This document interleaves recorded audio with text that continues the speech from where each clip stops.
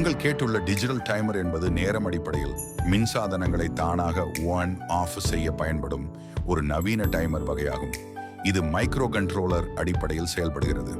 Digital timer பயன்பாடுகள்: வீட்டு பயன்பாடு, பம்ப் மோட்டார், ஏசி போன்ற சாதனங்களை தினசரி அல்லது வாரமாக நேர அட்டவணைப்படி இயக்க நிறுத்த.